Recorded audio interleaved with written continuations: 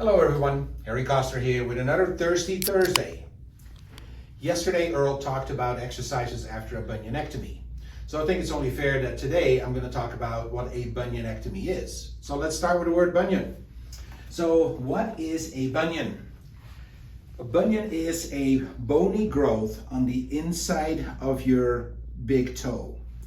Sometimes also called Hallux valgus, because what happens is due to pressure of your shoes, and this can be for anybody, but definitely women that wear these pointy toed shoes will definitely identify with this. And you can see what happens here. This toe kind of starts to curve in simply from the pressure of the shoe.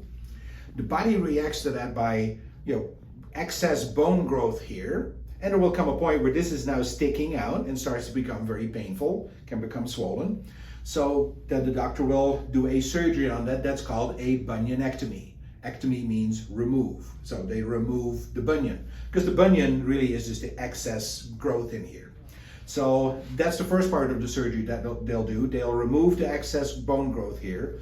But a lot of times they now also have to stabilize the toe. So a lot of times this will go with a pin, a plate, wires, screws, anything like that. Obviously they're little ones because the toes aren't all that big, but there will definitely be some hardware involved in that.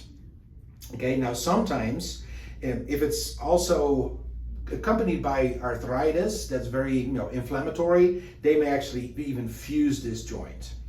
So the result will be that the bone growth is gone, toe will be in a better place, and that's when the rehab can start. Because after that surgery, you'll have to be, not putting your weight on it for a while, and that depends on the surgeon for how long. But you will be, immobilized for a little bit. A lot of times they also will remove those screws or pins or wires, whatever's in there. So that could be a second surgery, maybe 6 to 8 weeks later.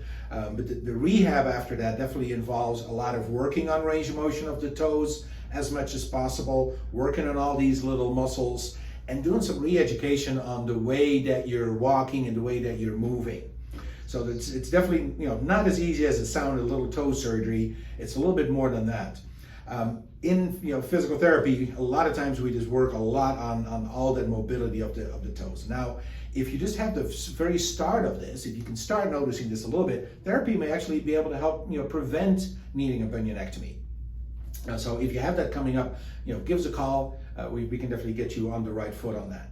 But anybody after a bunionectomy, in my opinion, should have physical therapy, and there's some pretty good research to back that up, that the outcomes are much better if you have rehab after a bunionectomy.